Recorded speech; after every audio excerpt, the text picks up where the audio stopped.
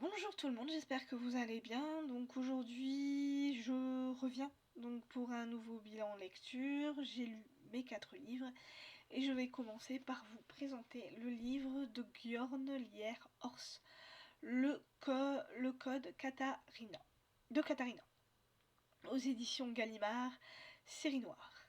Voilà.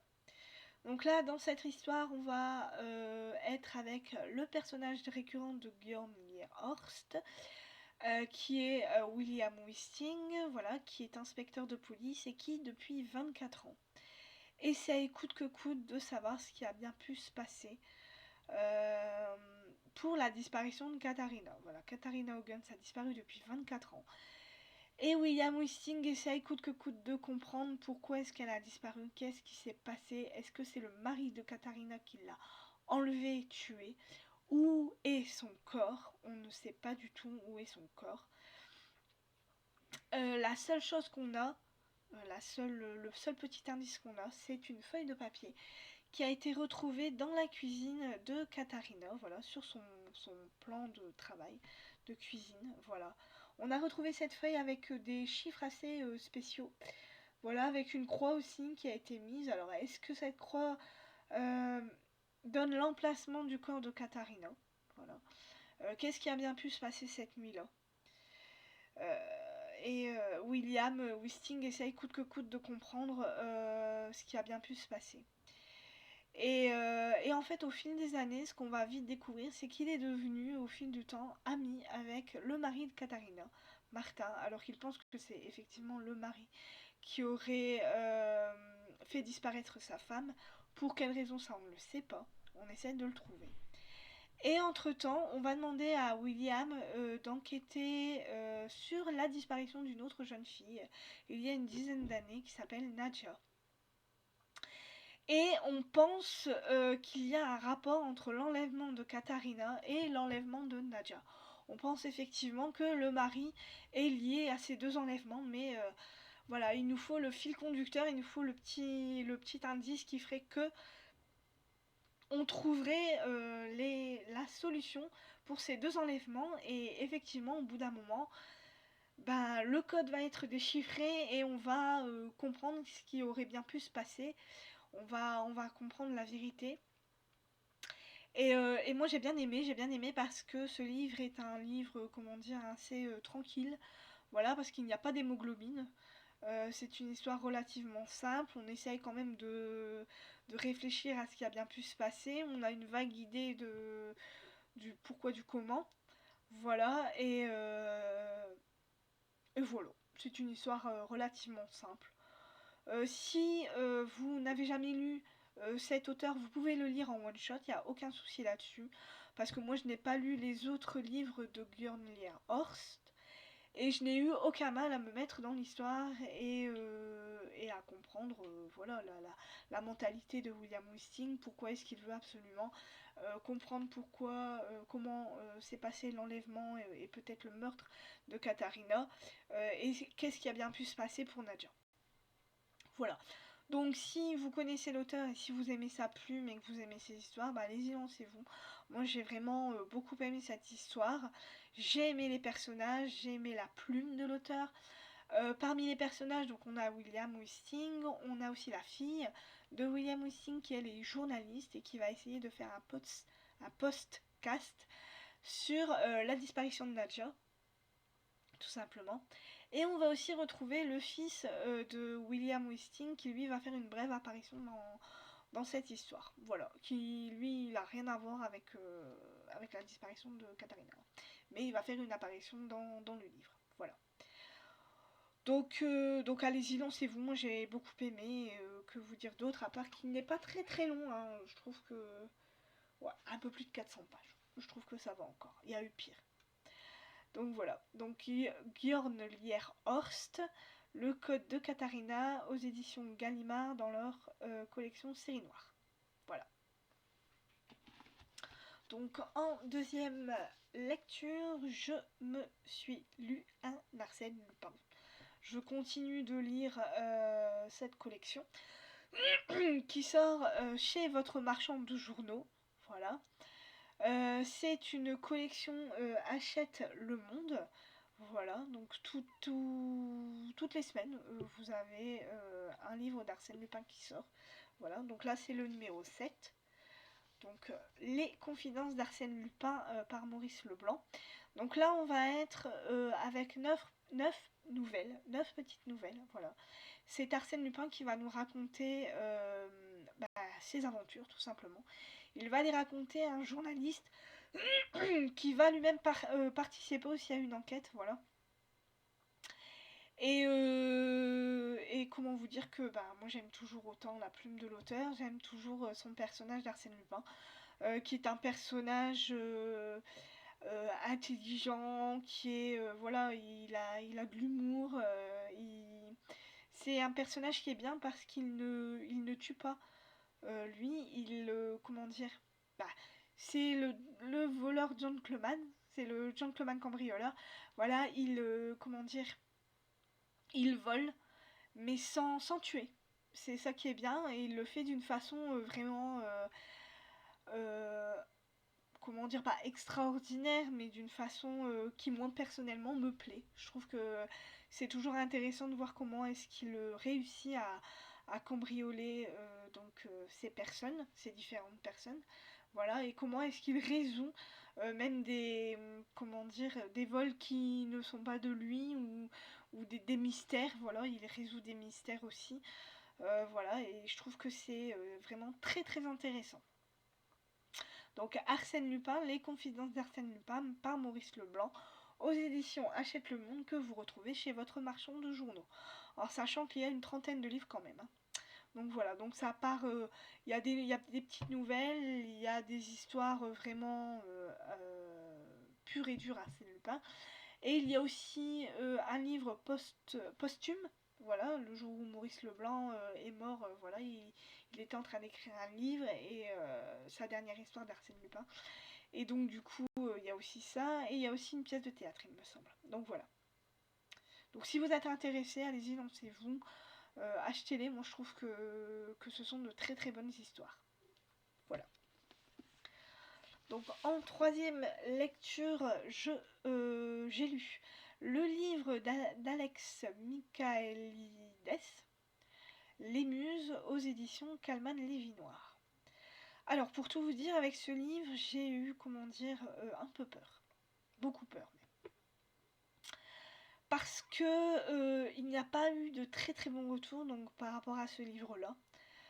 C'est le deuxième roman d'Alex Michaelides. Et c'est son premier qui a eu le plus de succès. Voilà, celui-là n'a malheureusement pas eu le succès escompté. Ce qui m'a fait très très peur quand j'ai lu les commentaires des gens qui l'avaient lu. Et je me suis dit, bon allez, je me lance, il est pas très très gros, il ne fait que 300, un peu plus de 300 pages. Donc je me suis dit, bon, faut que je me fasse ma propre opinion. Donc je me suis lancée, et au final, j'ai aimé. Voilà. J'ai aimé la plume de l'auteur, j'ai aimé vers où il a réussi à m'emmener. Ce roman est un peu un roman psychologique quand même. Euh, et moi j'ai aimé. Bon, il n'y a pas vraiment, il n'y a pas non plus d'hémoglobine là-dedans. C'est pas, voilà, c'est pas, enfin, il n'y a pas d'hémoglobine quoi. Et donc dans cette histoire, donc on est avec Mariana qui est londonienne, on va être à Londres. Mariana malheureusement a vécu un drame vu que son mari est décédé, et voilà, et elle a du mal à se remettre de la mort de son mari. Et un jour, sa nièce Zoé va l'appeler au secours, vu que sa nièce est à l'université à Cambridge. Et il y a eu une amie à elle qui a disparu, et elle pense qu'elle est décédée, qu'elle est morte. Et elle pense tout simplement que c'est un de ses professeurs qui aurait tué son ami. Donc elle demande à sa tante de venir pour l'aider, pour réussir à accuser son professeur, tout simplement. Donc Mariana, voyant la panique de sa nièce, va réussir à venir à Cambridge. Et, et justement, elle va faire la rencontre de ce professeur, effectivement, elle le trouve vraiment très très louche parce il a comme une, comment dire, comme il y a des jeunes filles qui le suivent, qui sont habillées tout en blanc et qui le suivent et qui, comment dire, qui le louangent. Voilà, il a un certain magnétisme au niveau des jeunes filles qui vont tous à son cours et qui le suivent et qui lui mettent des éloges et qui, voilà. À part ça, la nièce de Mariana qui, elle, ne l'aime pas vraiment beaucoup, mais on sent qu'elle cache quand même quelque chose parce qu'elle a un drôle de comportement vis-à-vis du professeur et vis-à-vis de ce qui se passe aussi. Et donc on va suivre Mariana qui, elle, va vraiment penser que c'est le professeur de sa nièce qui est responsable de la mort de cette jeune fille. Et il y a deux autres morts qui vont arriver. Deux autres. Ouais, c'est deux.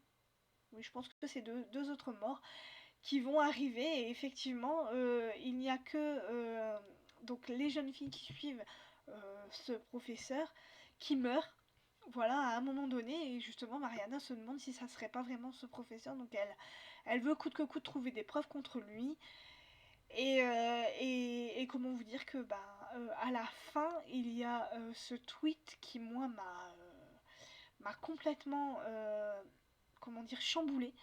Parce que à la base, je pensais pas que c'était le professeur. Et on le sait pas jusqu'à la fin, on le sait pas du tout. Et j'étais avec Mariana et je me suis dit, mais non, ça peut pas être le professeur, c'est pas possible. Et j'avais deux suspects dans ce livre. Il y a deux personnes qui m'ont. Voilà. Et au final, je me trompais complètement. Je me suis totalement trompée sur toute la ligne. Et il n'y a qu'à la fin, franchement, que l'auteur nous fait un tweet enfin, qui, moi, personnellement, m'a retourné le cerveau. Je me suis dit, mais non, c'est pas possible. Et au final, comment vous dire que j'ai aimé cette fin. J'ai aimé la résolution de cette enquête et j'ai tout simplement aimé. Voilà. Voilà. Comment vous dire que pour moi ça l'a fait. Tout simplement. Voilà. C'est une lecture qui va tout seul parce qu'il n'y a pas beaucoup de pages entre les chapitres. Ça va très très vite. La plume de l'auteur elle est bonne. Elle est parfaite. Voilà.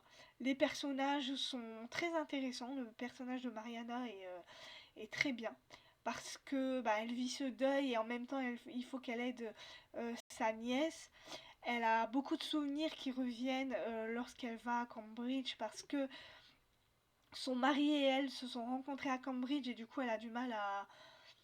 Il y a beaucoup de souvenirs qui reviennent, voilà, de leur rencontre, de leur passé tout simplement, hein, et donc c'est compliqué pour elle et d'enquêter donc sur ce meurtre et de ses souvenirs qui reviennent par rapport à son mari et tout.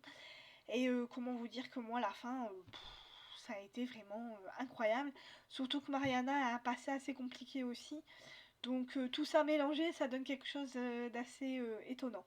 Et moi, j'ai aimé. Voilà. Donc comme quoi, faut pas vraiment se fier aux commentaires des autres. Faut se faire sa propre opinion sur l'auteur. Et moi, je sais que j'ai beaucoup aimé. Donc voilà. Donc Alex Michaelides, Les Muses aux éditions Calman Lévy-Noir. Et en dernier livre, donc je me suis fait un petit classique, donc Les 4 filles du docteur March, de Louisa May Alcott, aux éditions Cranford de collection. Voilà, donc c'est aussi un livre que vous pouvez acheter chez votre marchand de journaux. Voilà, ce sont des livres qui sortent peut-être pas toutes les semaines, mais je crois que c'est toutes les 2 semaines, il me semble. Voilà. Et ce sont des livres de quelques autrices, donc comme par exemple Léo de Hurlevent, Orgueil et Préjugés, si je ne me trompe pas de livre. Voilà. Ce sont des livres d'auteurs qui sont sortis, c'est des livres classiques, voilà. Il y a aussi, je crois qu'il y a aussi Anna Karenine qui va pas tarder à sortir.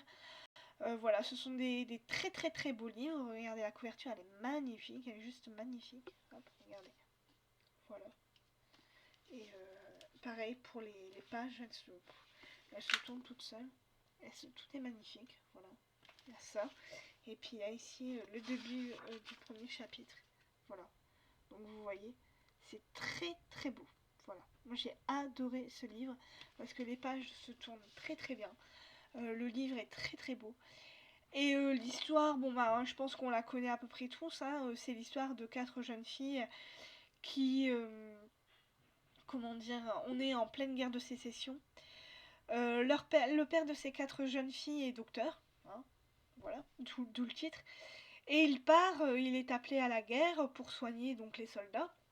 Donc les 4 jeunes filles restent avec leur mère. C'est une famille qui est malheureusement ruinée, donc ils sont relativement pauvres. Voilà. Mais même si elles sont pauvres, ils aident les gens qui sont beaucoup plus pauvres qu'eux. Voilà. Et voilà. Et donc on va suivre ces quatre jeunes filles qui vont évoluer dans ce livre. Donc il y a Meg qui est l'aînée, il y a Jo qui est la deuxième, qui est une fille totalement avec un sacré caractère. Voilà, elle a un caractère bien trempé, elle a un peu un garçon manqué, mais elle est aussi, elle a, comment dire, elle a un bon esprit, elle est sympathique. Voilà, on a Bess, voilà, qui est une fille assez, elle assez fragile. Voilà, ouais, elle est fragile, elle joue du piano, elle est très bonne musicienne. Et on a la petite dernière, la petite Amy, qui elle est une artiste, je veux dire, elle aime beaucoup beaucoup dessiner et elle est très très jeune. Voilà, donc on va suivre ces 4 jeunes filles qui vont évoluer au fil du livre. On va suivre bah,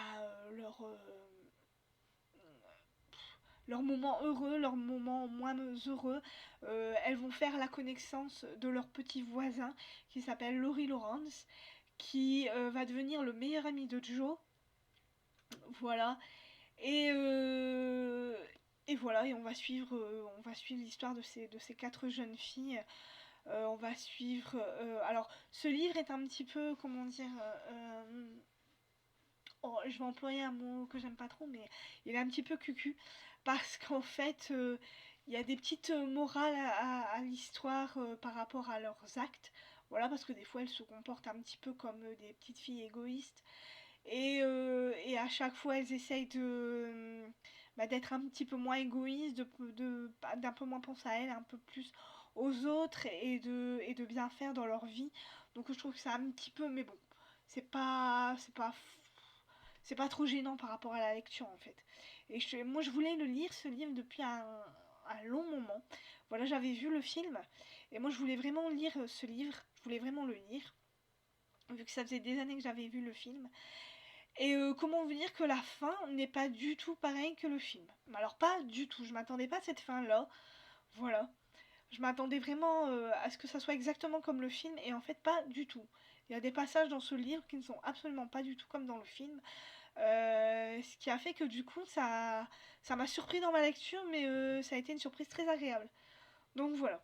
Donc si vous voulez lire un classique et si ce livre vous tente, allez-y, lancez-vous en sachant que bon, il y a quelques petits trucs qui sont un petit peu cucu au niveau de la mentalité de ces 4 jeunes filles, mais bon, en même temps, il faut se dire que voilà, ça a été écrit à une époque assez qui est, comment dire, antérieure à la nôtre. Donc voilà, donc ça peut pas, voilà, il n'y a pas la télévision, il n'y a pas, voilà, c'est comment dire, une mentalité autre que la nôtre, à notre époque à nous. Donc on peut pas non plus s'attendre à quelque chose de faramineux. Voilà. Mais j'ai beaucoup beaucoup aimé ma lecture. Donc voilà. Donc les 4 filles du docteur March de Louisa May Alcott aux éditions Cranford Collection. Donc que vous pouvez retrouver chez votre marchand de journaux, tout simplement. Ben voilà pour mon petit bilan lecture. Donc maintenant je vais vous présenter mes livres que j'ai l'intention de lire. Donc je suis en train de lire le livre de R.J. Ellory, Le Carnaval des Ombres, aux éditions Sonatine. Et comment vous dire que j'ai un kiff de lecture absolument incroyable. Je sais pas comment j'ai fait pour avoir un kiff tout de suite dès que j'ai commencé cette lecture. Mais l'auteur a une très belle plume, déjà. Et je suis à fond dans ce livre. Et il y a un passé présent dans ce bouquin qui, comment dire, qui moi, comment dire, m'a fait tout de suite aimer ce livre. Voilà, tout simplement, il y a un passé présent. J'adore ce bouquin, voilà, on est dans un... va y avoir un meurtre, voilà.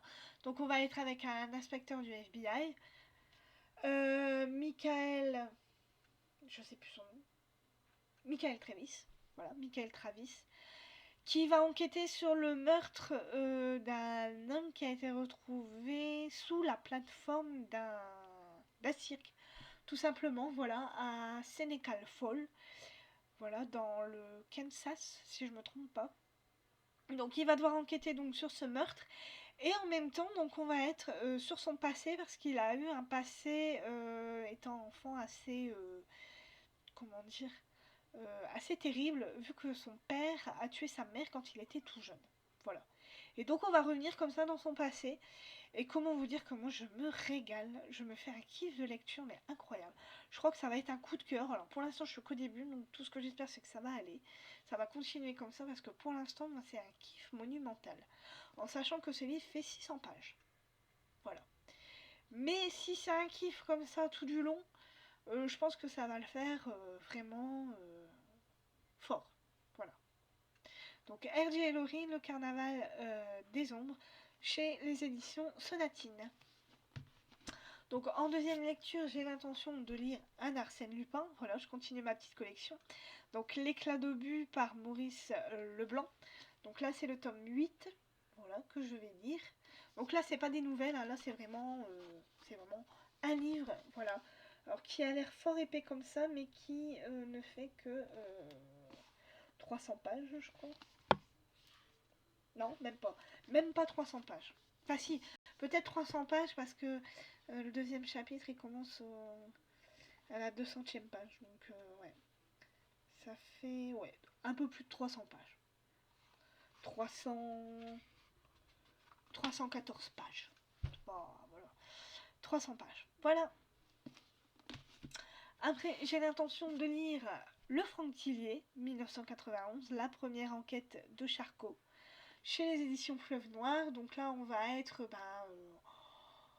en 1990, on va retrouver le Minitel, on va retrouver les cabines téléphoniques, on va retrouver comment dire, la vieille machine à écrire. Voilà, on va retrouver tout ça. Ça va être aussi, je pense, une bonne lecture. Apparemment, il a eu de très très bons retours, donc j'ai hâte de lire ce livre. Donc Franck Tillier 1991. Et en dernier, par contre, en dernier livre, j'ai l'intention de lire un classique qui me fait mais alors vraiment très très peur. J'ai l'intention de lire Frankenstein de Mary Shelley. Voilà. Alors ce livre me fait très très peur parce que j'ai regardé dedans et apparemment il n'y a pas beaucoup de dialogue. Et moi vous savez qu'un livre sans dialogue, moi ça ne le fait pas. Alors j'ai déjà eu du mal avec La machine à explorer le temps. Alors celui-là je vous dis pas, j'ai vraiment très très peur de le commencer.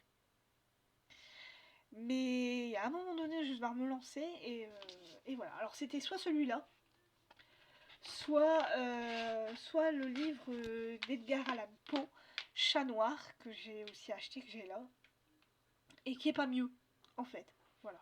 Parce qu'il n'y a pas beaucoup non plus de dialogue. Par contre, ce qui est bien dans le Chat Noir, c'est que c'est des petites histoires. C'est comme si c'était des petites nouvelles, en fait. Voilà. Mais il n'y a pas beaucoup de dialogue. Et moi, ça me fait peur. Et là, par contre, Frankenstein, c'est une histoire globale, on va dire ça comme ça. Et moi, ça me fait très très peur, quoi. Quand je vois qu'il n'y a pas beaucoup de dialogue dans les livres, moi, je sens que je vais mettre un temps fou à lire ce livre, donc on verra bien ce que ça va donner, mais je vous en dirai plus quand je l'aurai lu. Mais ça m'intéresse parce que moi, je connais pas vraiment l'histoire de Frankenstein. Enfin, je connais un petit peu, mais pas fort. Donc on verra ce que ça va donner. Tout ce que j'espère, c'est que ça va aller. Mais en tout cas, vous voyez que le livre est magnifique. Franchement, c'est des très très belles collections. Donc pareil, hein, vous le trouvez chez votre marchand de journaux. Voilà, c'est des livres qui sortent comme ça. Dans des collections sublimes. Donc voilà. Donc voilà pour les prochains livres que j'ai l'intention de lire. J'espère que ça vous plaira. Que vous êtes pressés de voir mon prochain bilan lecture. Donc je vous souhaite une très bonne fin de semaine parce qu'on est mercredi, donc bon, voilà. Hein. Pour moi c'est bientôt le week-end. Voilà, donc une bonne fin de semaine, un très bon week-end à vous, et je vous reviendrai sûrement avec un book-haul la prochaine fois, vu que j'ai quelques livres à vous présenter, et samedi j'ai l'intention de m'acheter des livres. Donc je vous dis à bientôt, et voilà. Bye bye.